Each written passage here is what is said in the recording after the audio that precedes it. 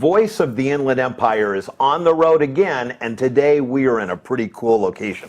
Cool chair, huh? We are in the office of the new Upland City Manager, Bill Maness. And Bill, not only welcome to the show, but welcome to Upland. Hey, thank you very much, Ron. Thanks. It's great to be here. I've been here since January 2nd of this year, and very, very honored and very privileged to be here in this position. And, you know, I think some people have kind of followed you and kind of know what brought you here, but for those that haven't, you've had a really interesting history in doing what you do. Yeah, I started out in city government in 1986 in the city of Cerritos. Before that, I finished Cal Poly Pomona in city and regional planning. And then, yeah, I was in Cerritos 15 years. This is my 7th city in 32 years. I've been in Corona, Santa Ana, San Bernardino, trying to help them exit bankruptcy. And then last position prior to this was in the city of Rosemead as their city manager. And from what little I know about your prior history, you've kind of had focuses in different areas. In some cities, your focus was development. In others, like San Bernardino, it was economic. And it seems to me that makes you just more rounded in everything you do. Yeah, I mean, my background really is focused on bringing companies to cities, trying to leave cities better than the condition I found them in. The Boy Scout motto. The Boy Scout motto.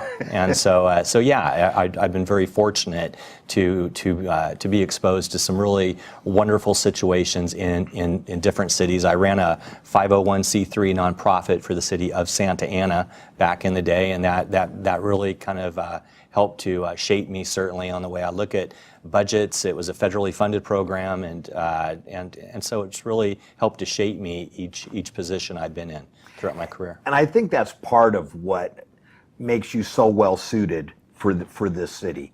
Is we have needs in development and in strategic and controlled and well thought out development. And I think it's no surprise to anybody that, like most cities, we're not economically in exactly the place we'd like to be. Yeah, I mean, each city right now really struggles as far as finances. The state's taken away a lot over the course of the last 6 or 7 years, and so cities have had to relook at the way that they do business, essentially. And so certainly to have a balanced community, to have a balanced amount as far as your housing base, residential base, as far as retail base, you know, just to make sure that your city offers the services that your residents want and need. And so Upland strives to get those services. We already are doing great, but there's a lot of wonderful projects we have in the horizon for the course of the next couple of years. And for those that may not be aware, what is the role of the city manager as opposed to, say, the city's mayor? Sure. So I report to the mayor and the city council. The mayor and the city council direct me on policy decisions they make, and then I implement those. And so I oversee staff. We have our own police department. We contract out for our fire department. We have a finance department, a parks and recreation, development services, and so on. And so I have department heads in each of those. And so I make sure the city on a daily basis is running efficiently, and then make sure that we do carry out that policy direction that the mayor and the city council provides to us. All right, and that was probably one of the clearest explanations of that. So city staff reports to you, and you kind of work under the direction and guidance of the city council. That's correct. That's awesome. Now, we're going to take a quick break, but when we come back, I want to talk in depth about some of the really exciting things that Upland has coming up, and I want to talk about something really cool that just happened, the annual Lemon Festival. That sounds great. Thank you. So don't go away. We will be right back.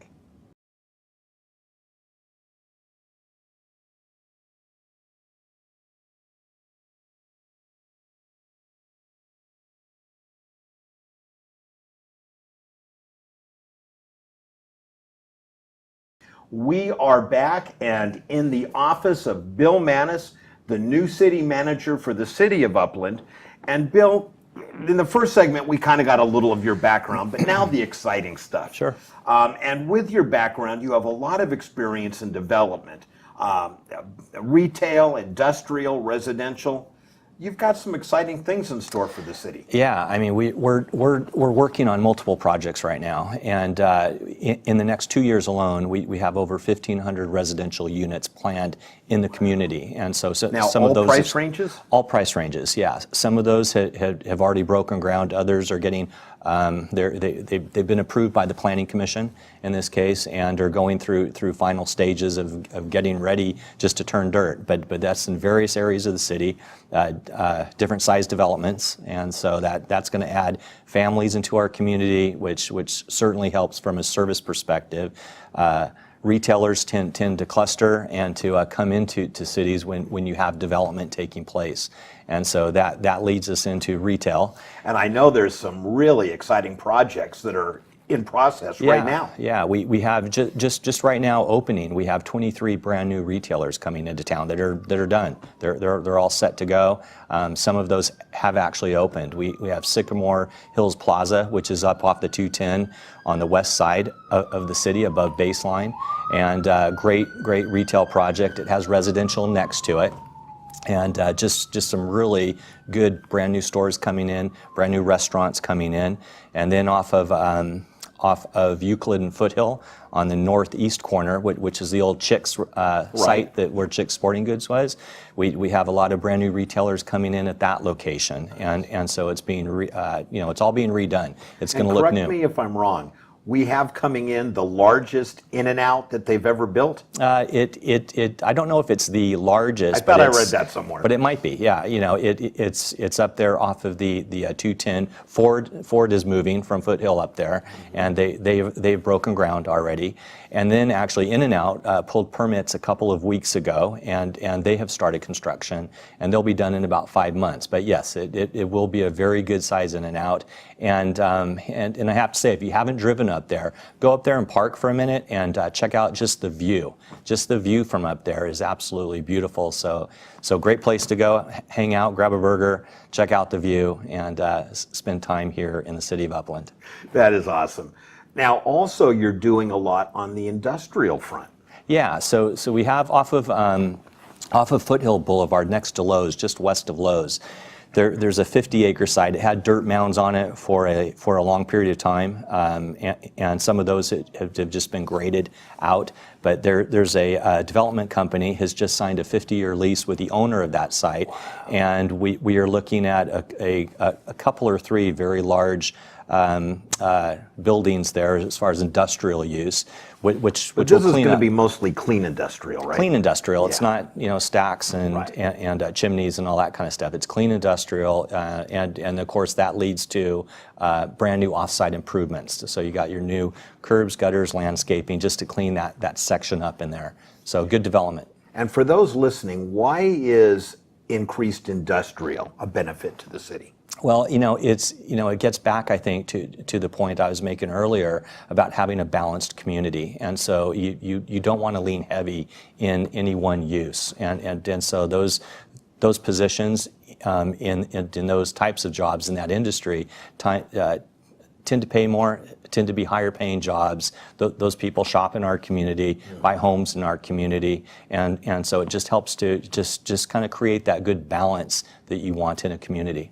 And for all of this new industrial coming in, it creates job opportunities. It certainly does. Absolutely. So that's really great. All right, so now I want to talk about more focused in an area that everyone knows is one of my favorites, because my office is there in Old Town Upland. Yeah. A lot coming up down there from what I'm hearing. A lot coming up, yeah. The city's planning commission just approved 111 apartment units that are high-end apartments.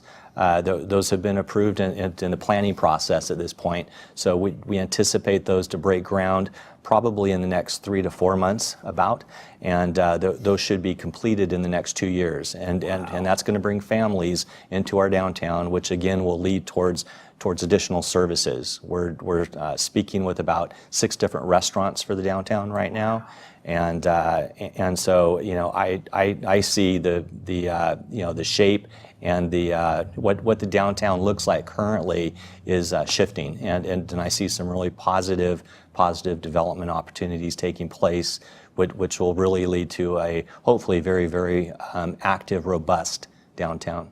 And for years, people have questioned why our downtown isn't as vibrant and robust as, say, our neighbor to the west of us. But it sounds like that may not be for long. Yeah, you know, each city is different, and our goal isn't to mimic the cities next to us necessarily. Our goal is to have services and places that the community wants to come to, and that outsiders who don't live here want to come see and visit. And so our goal is certainly to create a clean and a safe downtown environment, and I think Upland is off to a great start in that regard. And then we'll talk about it in a moment, Lemon Festival. But what about events overall for downtown? What's the future of that? Yeah, I mean, the council recently approved a downtown event policy, and that policy was driven to make sure that we have safe events downtown, that they're clean events, that they're family-oriented events. Unfortunately, because of circumstances that we see on the news, cities have to be very cautious as to what they do as far as public spaces, and so you have to have public safety related placeholders there to make sure that your events are held in a very safe manner.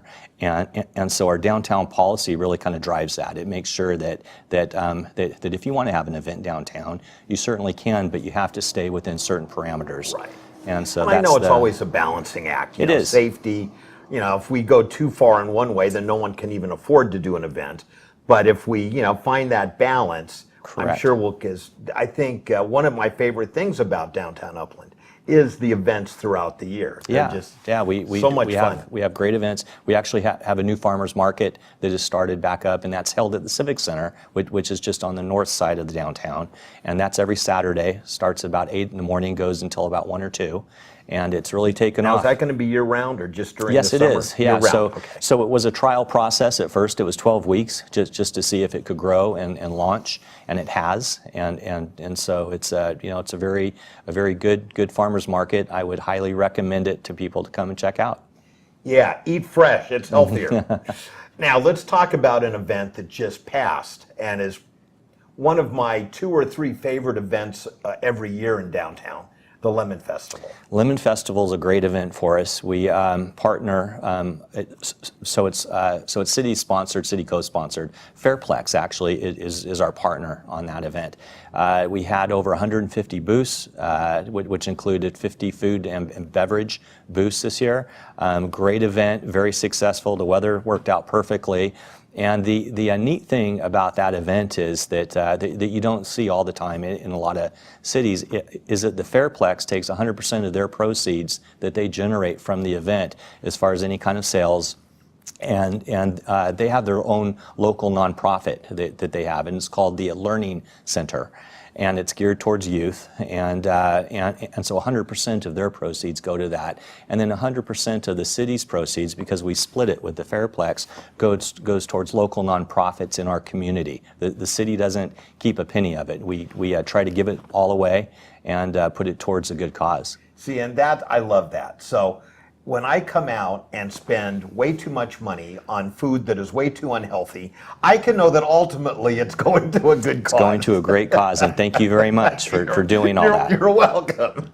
All right. Well, Bill, if people want to know more about what's going on in and around Upland, I know you guys have a website. So yeah, so we have a website, and we have our Facebook. We tweet. So our team here in our IT department, we have about 3 people that are full time that make sure that we get the message out. So I would suggest people check out our city's website.